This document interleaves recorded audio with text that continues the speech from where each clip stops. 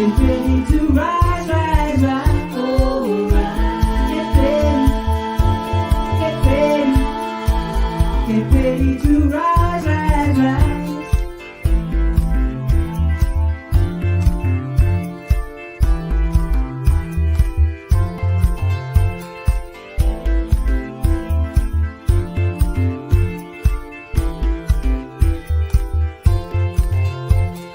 Time to stop hiding.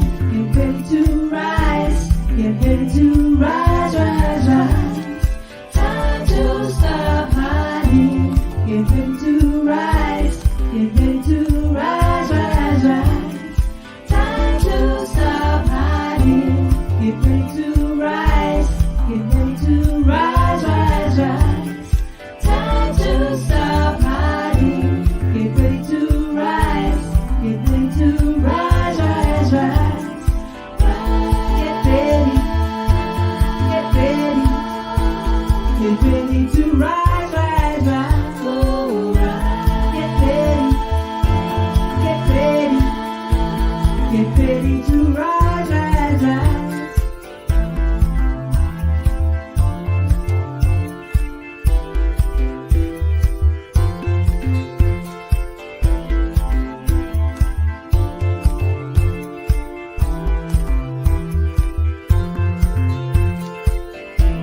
Get ready to rise.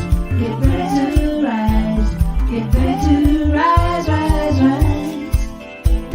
Get ready to rise. Get ready to rise. Get ready to rise, rise, rise.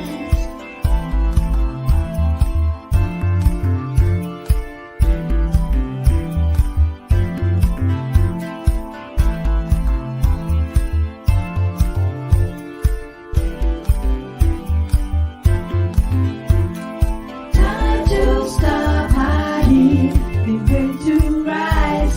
Get ready to rise, rise, rise. Time to stop hiding. Get ready to rise. Get ready to rise, rise, rise. Time to stop hiding. Get ready to rise. Get ready to rise, rise, rise. Time to stop hiding. Get ready to rise. Get ready to rise, rise, rise.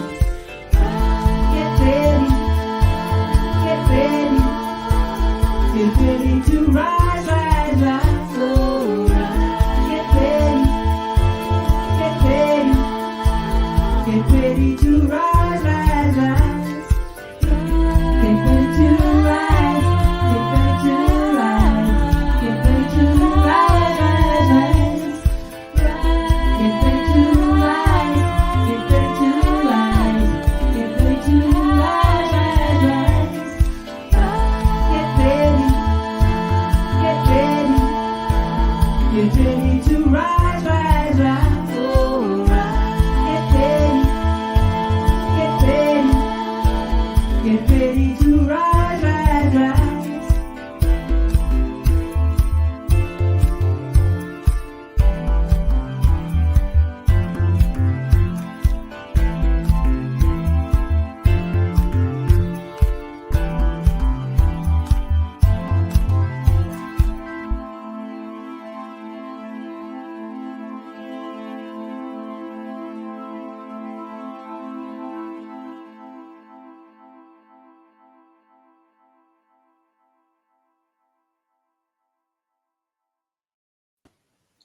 Hello. Hi, everybody. So we are streaming live, not only in our own groups, Get Ready to Rise and the Confidence Mentors, but we're streaming in Kate Curzon's groups and pages as well. So we are so excited to interview Kate. Kate lives in North Yorkshire with her husband and two amazing children. She's a qualified primary school teacher. And throughout her 12 years teaching experience, she's developed a passion for children's mental health and well-being. Away from work, she has an immense love of yoga, and she's been practicing this personally on and off for over 20 years. So namaste, Kate. Let's invite you on. Where are you? Oops. Hello. Namaste. Namaste. How are you? Are you okay, Kate? I'm good. I love that music. I was sitting here having a little boogie. I was like, get ready to rise. It's fantastic.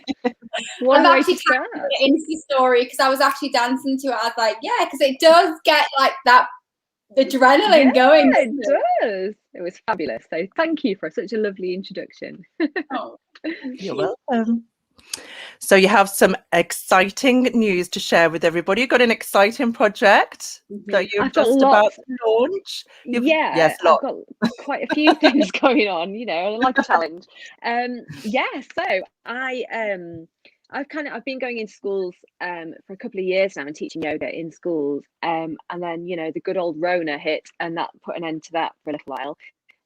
Thankfully, I'm going back again after Easter. I'm really excited to actually go back in and see all my kids and touch them. But in the meantime, I thought, you know, that good old word pivot. I was like, I've got to do something. I need to reach people. I need to get out there. So I found you beautiful women who've been supporting me and helping me to try and develop my business online. So I've been squirreling away in the background, and Sara knows because I'm just pestering her all the time. I'm such a dinosaur when it comes to tech. I'm like, I can just about switch on a laptop like at that stage. So everything that I've done has been a massive challenge, but I'm very, very proud to say that today I've put together like a little downloadable, printable PDF. Look at me using words with PDF. Who knew that was a thing? It's like actual paper. So you can download it and print it off, and it's a little booklet that's just like an introduction to mindfulness, really. So it's a good opportunity to have a try at it and just see how it fits, try it on for size. So the activities that I've put in there that people can have a try of are to do with senses. There's a lovely activity that I've done with both of my kids, making a calming jar, like a little glitter jar that you can shake up and talk about how the glitter's like your emotions and things. So I've done all the stuff and it's there ready. So for anybody who wants it, just click away. Absolutely. We'll drop the link to your download in the comments afterwards. Julia says hi. Hello, darling. Okay. Hey, can you tell us a little bit about your program and who it's directed towards and what problem it's going to solve? Because I'm so in love with your program. I love working with you, and I just feel like it's so needed. So I'd love for you to tell everyone all about it, please.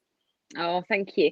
Yeah, so the booklet's kind of like a little way in, and then behind the scenes I'm working on all sorts of different stuff as well. So like Tash said in the beginning, in fact that probably needs updating because it's nearer to 15 years actually teaching in schools.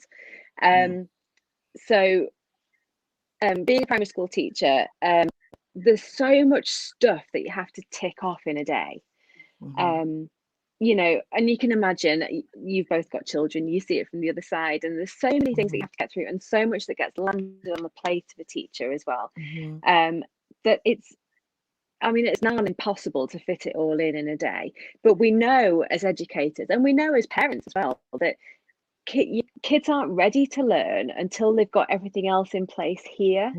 It's you know, every teacher knows about Maslow and his hierarchy of needs, and right down at the bottom here is things like food and sleep, and then there's safety and security and self-esteem and confidence, and that kind of keeps going up until you get to the tip, and that's where learning happens. That's where children or anyone is able to take on information, to take on facts.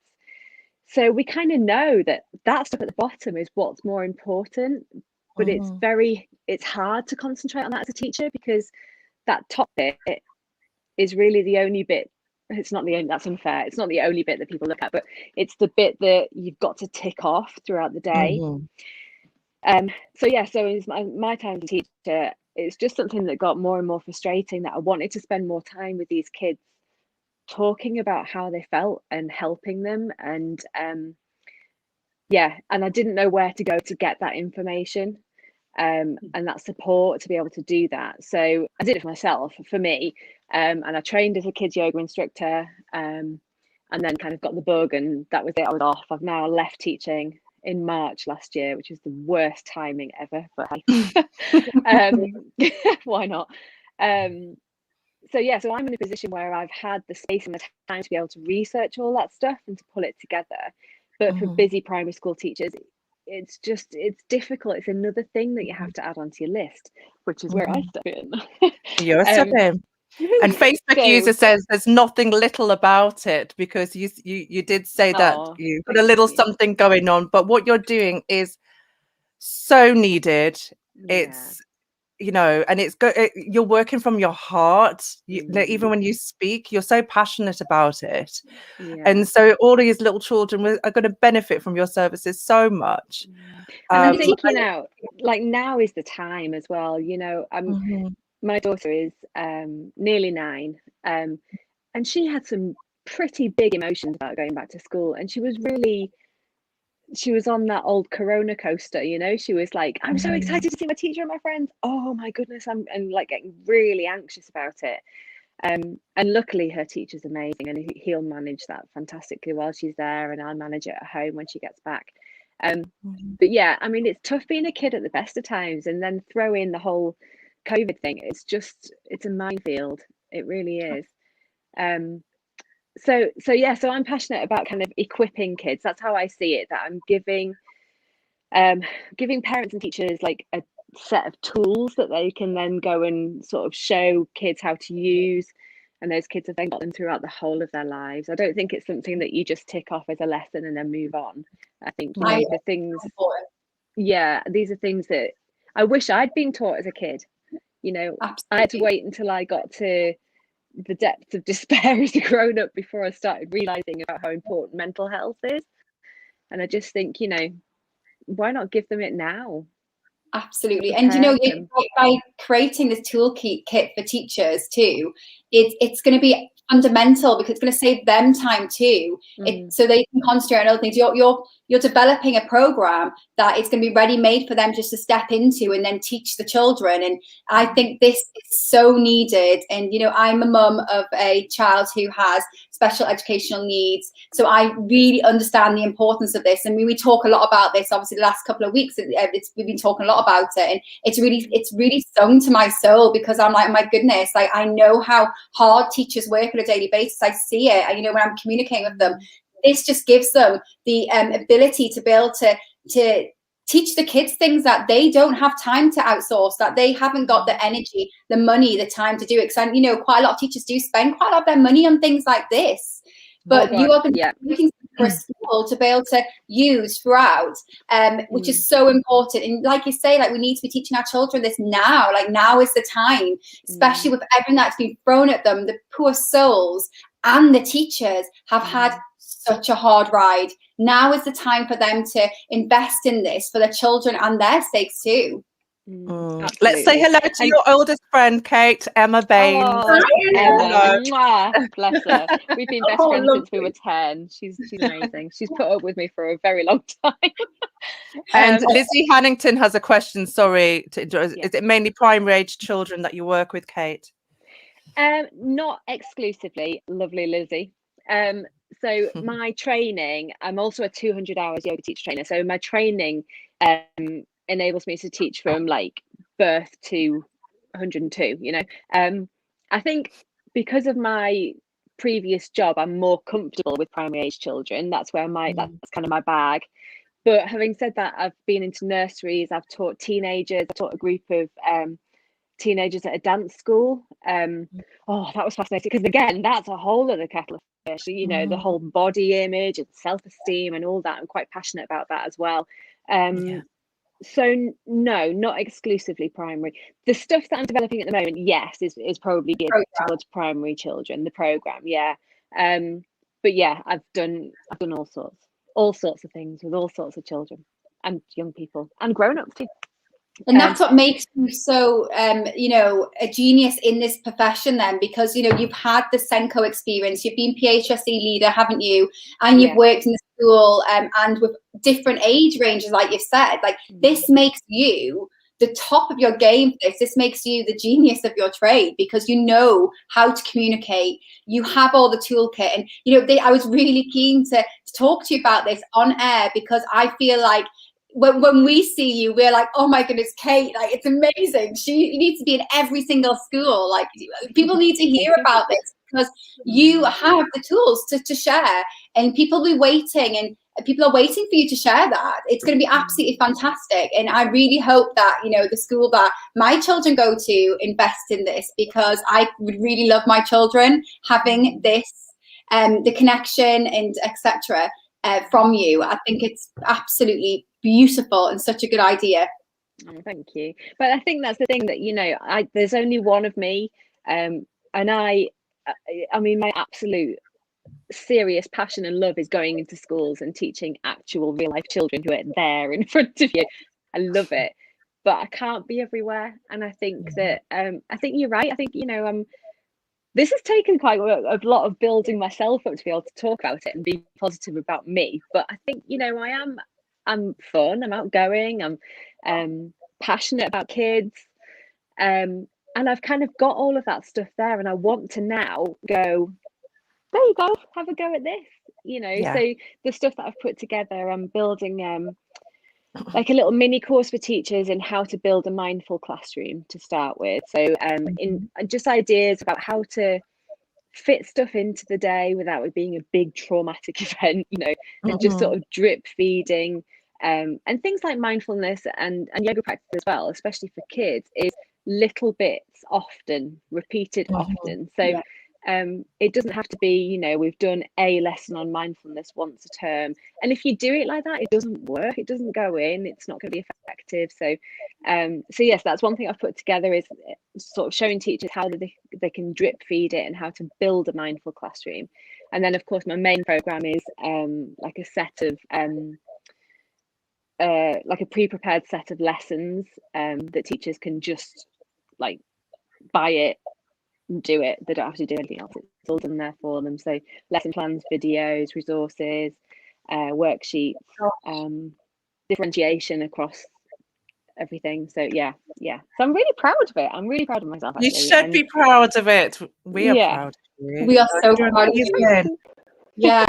Gosh, that is really going to help so many teachers out there. If there's any teachers watching here now, like, I really encourage them, from having a, you know, seeing what you are doing, encourage them to get in touch with you, because this is going to change. We need to change something right now. I can feel it, and this is the positive change. You are creating that positive change. And I really enjoyed the yoga you've been sharing on your page with my little 3-year-old. He's found you very fascinating. He loved it, how you know, your cheeky little personality that really comes across really well. And you are really fun and bubbly and outgoing. You understand children. And that's what I feel from you. I feel like you really understand how to teach them in a fun manner so that they stay engaged and that they want to connect with self. And you are fantastic at doing that. And it all has to come from fun. I mean, you know, what else is there really? What's the point in doing something if it's not fun? As a grown-up, it's rubbish if you're not enjoying it. So even more so for a child, you know, it's got to be something that makes them laugh out loud, that they get excited about, that, you know, the teacher stands there and says, right, we're going to do one of Kate's mindfulness sessions or Kate's yoga sessions, and they go, yes, that's what I want. You know, that's throughout the classroom. Brilliant. It's the best thing ever. And just what you were saying before, Tash, about teachers spending their own money and time. I mean, this was it's classic. It's so many teachers, but for me as a teacher, I used to bring all of my kids home with me in my head. Every single night I would lie in bed worrying about so and so and what I was going to do, and I needed to speak to his mum about this, and I'll have to get him this, and I would be on Amazon at 2:00 in the morning buying stuff for the kids in my class, because I was like, this is going to make their life easier. And you know, the more we go through, schools are changing, schools are becoming much more business oriented. I don't know how you say that word. But, you know, there's things like, if you want to purchase things for your class, you need to complete a purchase order and send it to the finance department 6 weeks. That's not how the world works as a teacher. It's there and then, you know, you've got to be able to go, right, this is what we need. so as part of my program as well, it's things like developing things like having a calm box in your classroom. So I talk about things that you can buy that might sit there for a few months not being used, but then actually when you need them, they're there. You pick them out and you roll with it. And yeah, so hopefully that will help. Sensory, isn't it? I'm so big on the, having a child who has got autism and ADHD. I'm really in tune with like sensory processing disorder, and getting to learn environments and how to create an environment that suits her. And it's always been a struggle at school. She's always really found school hard. She's got one-to-one now, but so in primary school, I would have loved to take in your PDF and hand it over. Be like, mindful, please, because I struggled and struggled. I wish I found you then, Kate. You would have really solved the massive problem for me, because you understand that all children are different. We've talked about this many times before, that we're all individual as humans, and you appreciate that, and that shows in your program. And I feel like that shows in everything you do. You like to celebrate that. And it's not about going in and changing and saying, I remember you said not long ago that you used to hate it when you used to go in and people would be like, oh, so-and-so's naughty. Like that, what's that one? You used to go in and be like, why are you telling me this? Like it doesn't matter. And you used to look at this lovely little boy and think, he's not being naughty. And it's a real bugbear of mine, actually, that well, I hope none of the teachers that have done that are watching. Like, really embarrass them. But yeah, when I've been into a few schools, gone in to teach yoga, and the teacher or the teaching assistant will pull me, and I think that they're trying to be helpful. They're trying to give me a heads up about it, but they'll say, "Oh, so and so is very disruptive," or keep an eye on him, he's naughty, or whatever. And I kind of get all heckly because I'm like, I want to sit them down and go, what do you mean? What exactly do you mean by that? And usually what people mean when they say that is that child's behavior is not fitting into the little box that I want that child's behavior to fit in right now in this second. And rather than, some people's reaction to that can be to force them into the box until they fit, but my reaction to that is, well, how about having a talk with them about what's going on and try and figure out a way for them to gently slot into the box easily without being forced in. I might have taken that metaphor a bit too far, but where I'm coming from, that that these children are people, and they're all different. Exactly. So Julia loves the sound of a mindful classroom. We all as adults love the sound of it, and because we were all children, right? And so naughty is such a trigger word for me. It's awful. It is, Lizzie. Yeah. It is. I got told so many times that Melissa was a naughty child, and I was like, no, she's not. She just will. Just you guys are trying to fit her in that box. She's not a tick box, because she is far too amazing for that. She was not born to fit in. She was born to, wasn't she? Isn't she, Sara? I love her. Born to stand out. So sassy. She is full of sass, but won't she just be so successful, Sara, with us guiding her? We'll hire her. Yeah. but another thing that and it's those labels that get attached, that a child's seen as being sassy or being naughty or being loud or disruptive or what have you. And I saw a brilliant cartoon. It was a couple of years ago now, actually. I'll have to see if I can find it. And it was a woman going like this at a child, and it said, when you grow up, I want you to be really confident, strong-willed, assured, financially independent, and all these different things. But for now, I need you to sit down and shut up and listen. And I was like, it's just that's how it is, that children are expected to be so passive. And it doesn't sit well with me. I don't like it. I love that about you. And that's why you're here, and that's why you're going to do wonderful things. You are. It's all just choices, isn't it? I always think that about behaviour, that there's no such thing as bad behaviour or good behaviour. There's just choices.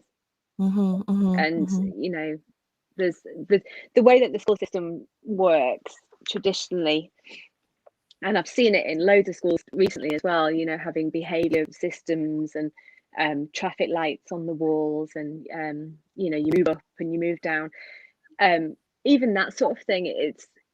It's not really appropriate, because behavior is a choice. So you make a choice and you do one thing, and if that means that then you're going to miss out on something, you might be feeling really bad about that choice, but you don't have the opportunity to explore it and unpick it and to explain it. You just put on a cloud or on a red square or whatever, and there you sit for the rest of the day, you know. And that's what it is.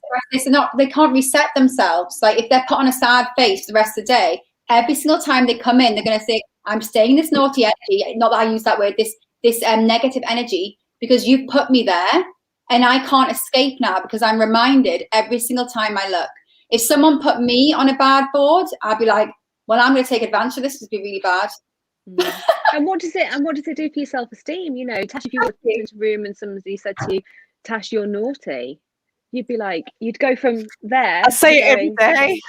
Well, she is a bit naughty. To be honest, we all know me. I am that child, but because I was put in that box as a young child and I've stayed there, and now I just embrace my naughty side, don't I, Sara? You do, the children live what they learn, don't they? You know, if you're told that you're naughty, and then you're going to be naughty, whatever that even means. I mean naughty in a kind of comical way, though. Yeah, no, I don't, honey. I like it. I am the queen of self-acceptance. I'm a confidence mentor. It's done well. It's fine. Oh gosh, amazing. So you are ready to share your download, aren't you? You've been working so hard this week, Kate. Working really hard behind the scenes. Bags to prove it. And how excited are you? So excited. It's like having a baby and giving it to the world. It's a bit kind of like, it's a piece of me. Absolutely. So please be kind. Oh no, absolutely. I know we talked about how it, you know, the programs for teachers, but can you just think about a type of teacher who you know will really thrive off having this right now? Just have a little think, and like a busy teacher is, you know, just have a little think and tell us about that, because they might be watching now. Yeah, cool. Well, I don't even have to think about it, because this person to me is like a real life actual person, and I can picture her. So I think the type of teacher that this is going to really appeal to is the sort of teacher that I was when I was, you know, maybe 10 years ago. So before I had kids, somebody who absolutely adores a class, wants to do everything possible to support them in every way that they can. Perhaps they might have a couple of kids in their class who are presenting in a way that they're not really sure how to deal with it. They want to help, they want to make things better, but they don't really know how to do it or where to start. Other than pressing play on a Cosmic Kids YouTube video, you know, they don't know what else to do. And I think that's the sort of person that's just going to really benefit from this, really, that they can kind of just pick it up, implement the things that are in there, and they're good to go. They'll be set then. And I think that one of the other things is as well that it's not a quick fix. I think I need to say that to people, that it's not, to teachers, that it's not, like I said, it's not a lesson a week and you're done. It's it's got to be that drip effect, and just making it part of your environment, part of, you know, I used to say to my class all the time that we were a team, we're in it all in it together. And it's got to be like that. You've got to be working together and working on it all the time, and have the confidence to be able to stop your maths lesson and go, do you know what, let's just spend 5 minutes doing some quick yoga break, a yoga break, or doing a little mindful walk or something, because we've lost focus, and knowing that that's okay. So you're absolutely you're a partner for teachers. You know, you're not going in and like, you know, reinventing the wheel or anything. You're holding their hand, and you're giving them the tools and resources to make their life better as well, which is less threatening, isn't it? You know, you have their best interests at heart, not only the children, but the teachers.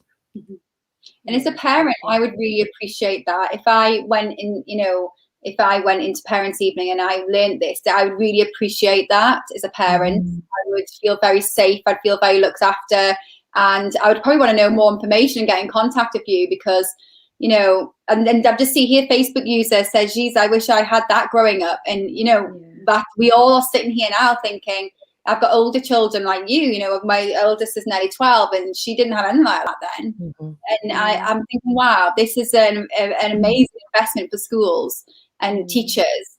to save themselves time, but also to invest in mental health for children. Yeah, absolutely. And it's, I think when I was talking to you ladies the other day, I referred to it as insurance for the future. That it's, I just think that the Dalai Lama did this really famous quote. I'm probably going to say it wrong, but he basically said, if every 8-year-old was taught to meditate, you could eradicate violence in 1 generation. You just think, how I truly believe powerful that. is that? Yeah, very powerful. Yeah, but it's incredible. So I just think, you know, we've got that power, we've got the ability to do that. And, you know, my kids are at home, we have one rule. We don't have like a set of rules, we have one rule, and that rule is be kind. And everything else hangs off that. And I think it's the same with the stuff that I've put together for schools, really. It's just about being kind to yourself, being kind to your class, being kind to others. Yeah, and everything else hangs off that. Absolutely. And as a collective, I read a book not long ago. It was very much touching on quantum physics and how as a collective we can change the world. And they did a test where, like, I think it was like 10,000 people meditated at the same time for like a month, and like the whole world changed and shifted, and there was less violence, there's less what's the word, like, well, yeah, I suppose less violence and less pain in the world and suffering. So that's how we need to change it. This is the time now for us to really change the generation that are growing into this world, who'll be leading the world this soon. We know they're going to be leading our world. We need to change something, and you are offering that change. Do you want to read that comment, Sara? Yes, so from Jackie Fraser, it's lovely listening to you talking about the emotional side of school. Having been a class teacher when I was younger, I came to the conclusion that I didn't fit the role and accidentally found additional support for learning and specialised in that. The best time in this job was when I had a head teacher who encouraged me to focus on the emotional side of children who needed to explore their strengths and talk about their emotions, and I could let go of the curriculum for most of the job. That's beautiful. Absolutely, Jackie, that's so true. And I just, yeah, that's exactly what I was saying, that, you know, the majority, there are exceptions, but the majority of people who go into teaching, and maybe more so in primary, that could be grossly unfair to secondary colleagues, sorry, but the majority of people who go into teaching do it because they care. They're people who are caring. They're people who want to make a difference, who want to be helpful, who want to, you know, encourage and support children and young people to be the best that they can be. And that can kind of, it can sort of feel like that gets battered out of you a little bit because of all the other stuff. And I think if you're a person who's quite emotional and wants to help with the emotional intelligence of children, you can sort of feel like that stuff's not important at school, and it's, I think that's quite dangerous, really. Absolutely. Yeah, and having the confidence to step away from that curriculum is just, so impressive. Yeah, you know, you're a massive empath, which makes you so good at what you do. And like you say, like, you have all that feeling, all that motion, you're doing it because you care. And I'd say the majority are, obviously, like we say, there's the percentage of all humans, like, you know, that's just human nature. And, you know, to be in a situation where you literally do not have time, that is really going to put a back effect on your mental health as a teacher, because you are like, I need to help this boy. I know I can help him, but then I've got 30 other children running around needing my help too, and I've only got one teacher assistant, we're short-staffed, I haven't got enough money because I've got my own kids to pay for, to actually give him what he needs. If only I had help. You are that help, you are that hand, you are that partnership that's coming in to help. So I totally appreciate that. And, you know, mental health in children is getting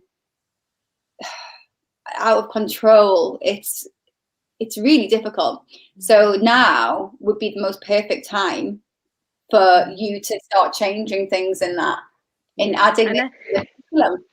And I think things are starting to change for the better. You know, I think, you know, we're still working on a curriculum that was based around preparing children for the workhouse. You know, like, it's a bit bonkers. And, you know, we're teaching kids facts that actually in the real world they can just Google it, you know. And actually what we need to be focusing on, ask Siri, ask Alexa. Sorry, Alexa's everywhere. It should be answered now. But actually, for me, the things that we need to be really honing in on for our children are developing sense of curiosity, self-esteem, confidence, how to be a world citizen, how to look after the planet, how to be, you know, be a caretaker of where we are and where we live.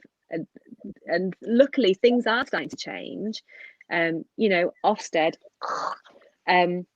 do now have a little box to tick for well-being, which is quite nice.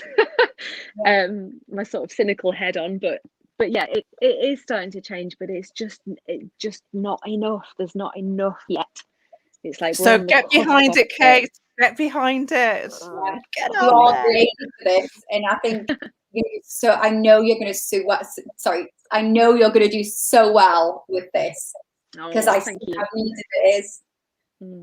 Thank you. Amy says, I think wellness and life skills are the most important. They definitely are. Yeah, definitely. And it's like that pyramid that I was talking about, that, you know, the bottom bit is what's important. I mean, look where we are now, in a disconnected world where we can't touch people or hug people, and everybody else in the world is scary and could potentially infect you. You know, that's not a normal place to be, is it? You know, kids need some support for that as well. So damaging for the children. Yeah. So Jackie just says again, so agree. Children who are struggling with big issues cannot learn effectively, and the worst thing that can happen is that pressure is put on them to learn in a way that they find impossible. Wow, Jackie, that is spot on. Thank you for sharing. That's so true. So true. I'm very fortunate at my school. They're good like that. We don't know. Sorry, so Facebook user, we don't know who it is because they haven't clicked StreamYard, but a lot of love. They love you. So relevant and so needed. So that's confirmation. Oh, that's nice. Oh, feeling the love, people. Oh, hey. You're amazing, and we need the world to see how amazing you are, Kate. Oh, thank you. I'm hiding. That's gorgeous. I'm used to hiding, so I need to. Thank you. Oh, you're right. No, I just pressed. Hi, Emma. Oh, lovely. Hi, Emma. Emma McDonald. Sorry, I can't get my words out. Teaching our children to be confident can take them so far in life. Yes, so true, so true. And this is the skills that we need: self-worth, self-love, which you teach the children, self-acceptance, and owning who you are. Your authentic energy is something we preach every day. We should be preaching that in schools, instead of saying to them, "No, you need to sit down." We need to say, "No, stand up." Yes, Lizzie, go and spread the word. Oh, thanks, Lizzie. Yay. Yay. We need to take the links, get the PDF. Oh, take it all. I actually think we should all speak to our teachers about this. I am obviously, this is for the program's for primary school, isn't it? Yeah. So I'm in secondary now. Hunt will be going to primary, but this is something, contact the PTAs as well, because the PTAs could have the funding for this. So if you feel like your school haven't got the funding for it, well, I'm sure they will. The PTA will be able to fund this too, and you can do fundraisers. So if you're on the PTA, you know someone on the PTA, why not do a fundraiser to invest in this? Because as a PTA member in the past, I was the chair. This is something that I would have done, because I would have seen the importance. I mean, come on, the PTA pay for a lot of less things that they need. So I think if you really good idea, children in your community, in your school, don't worry about baking them cakes. Invest in their mental health. I'll eat the cakes for the fundraising. Yeah, bake the cakes for fundraising. I'm just thinking like some things that we used to buy, and I was thinking, really, do I really need this? We can invest in mental health, the most important thing. Yeah, it is the most important thing, absolutely. And but for all levels as well, we talked the other week about how children who are struggling now with their mental health need this toolkit right now. They need to use it now. But then I was talking the other day about kids who are fine. They're fine, they coast through everything. Then guaranteed at some point in everybody's life there is going to be something where their mental health takes a massive dip. And the gradient of the dip totally depends on each individual. But if at that point that person can go, oh, do you know what? I remember doing stuff about mindfulness and meditation and yoga when I was 8. Maybe I'll delve back into the depths of time and try and drag that out and see if it helps, you know. I just think it's, but you're rewiring your brains, like to when you do things like this, when you do invest in your mental health, you reprogram your brain. So really, you're enabling yourself to be able to have be resilient. And that's what it is. It's creating that resilience in life so that when it does hit you, you have the toolkit within to breathe, to think, and to see from your higher power and fix it, instead of going in the rabbit hole of hiding or anxiety. So really, this is rewiring. Kids' brains succeed in life. And taking all of the shame away from emotions, I think, especially for boys. And I'm so sad that I'm even having to say that in this day and age, but especially for boys, taking any, you know, everybody has emotions and every emotion is valid and it's fine. Feel it, but then know where to put it, rather than pushing it away or pushing it down, and then it just builds and makes you poorly at the end of the day, doesn't it, if you do that? So yeah. Amy's just said, it makes me wonder how teachers feel, like who supports them. I imagine I'd feel guilt for feeling like I can't help how I want to help. This is very good, but that's, Amy, that was my story completely. But like Tasha, I'm a huge empath. I wanted to help. My job as a teacher, I mean, I remember once saying, God, if it wasn't for teaching the kids, I'd get so much done. I'd get loads of work done. And that's how it can be for a teacher. You just get bogged down in everything, and the guilt that you feel for not being able to do your best for every single child in your class is immense. And in answer to the question about how much support there is, not enough is the answer. Not enough. So do we have your mum online then? Is Ali Turnbull your mum? Oh, Mama Bear. Hi, Mama. Hi, Mama. Oh, Thank you for raising such a human, Ali, because we love Kate. it's all her fault. Yeah. Oh no, it's all great. Thank you. And Beth said, would preschool age find this useful? Oh, Beth's my sister. Oh, all the family. Oh, hello. How lovely. Yes, absolutely. Preschool age would definitely find it useful. So the Journey to Calm toolkit, which is the freebie, definitely. Beth, your boys would love it. Both of them would really love it. Especially there's a smells game in there, which is hilarious. It's very good fun. But again, developing skills without them realizing that they're doing it, really. It's just having fun and playing. So yes, definitely stuff in there for preschool. The mindful classroom, yes, that would apply to nurseries as well as and preschools as well as schools. And then the program that I'm developing, I would say that's probably more geared towards primary age. So if you had anyone who had like a preschool setting or early year setting, you could still use parts of it, but it might just need a little bit of adapting, which of course I put in there. Like I said, I differentiate. So I'll say, you know, for younger children, you could do this. For older children, you could do this. So yeah. In primary school age, just so if anyone, I know we've got people from over the pond watching right now. So what's primary school age? Can you tell us the primary school age? Yeah, primary's from 4 to 11. So, you know, even within that is a massive spread if you think about a 4-year-old and an 11-year-old. The world we've got a 3-tier system where we live. So that would still mean middle schools could use this in where we are, because I've got an 11-year-old in year 7. So so I could actually I could go and speak to my middle school, which I will be on Monday. So, and I will suggest this. Definitely. I think, like I said, for the programme, I think probably the upper cut-off would probably be around 12, I would say. Anything beyond that, it needs to be packaged a bit differently because it's got to be a lot cooler. But then that is so that is in my 3-tier system, first school and second school done, because they're 12 in year 8, they're 12 turning 13, but it would still so that is catering for both. That's fantastic. I'm just thinking because I've got a appointment with the Senko on Monday, so I'll be dropping that in. Oh, thank you. Yeah, but like, you know, it's all adaptable. It's not like it's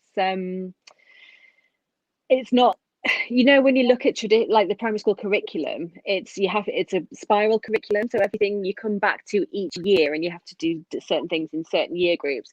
It's not like that, you know, it's a life skill, so you do it and you might build on it as you get older, or do things for a little bit longer, or a little bit more chat about why you're doing it. But yeah, it's definitely adaptable to everybody, really.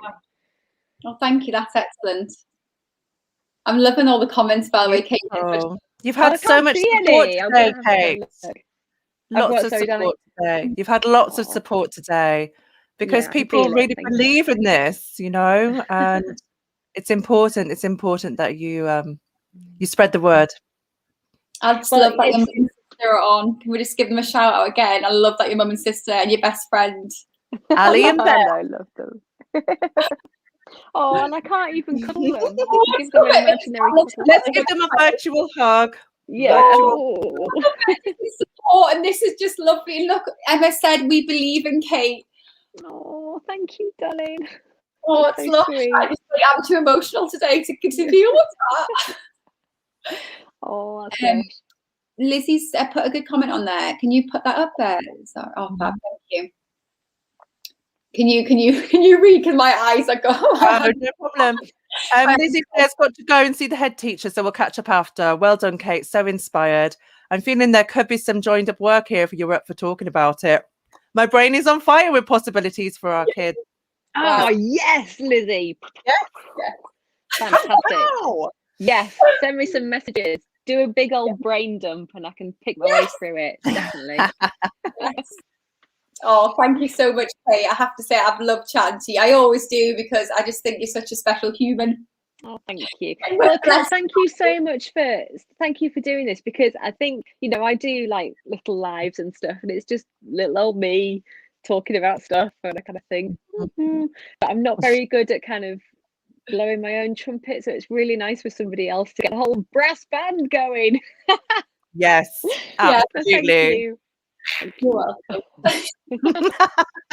We love you. Okay, we love you have a wonderful day. Thank you. See you later.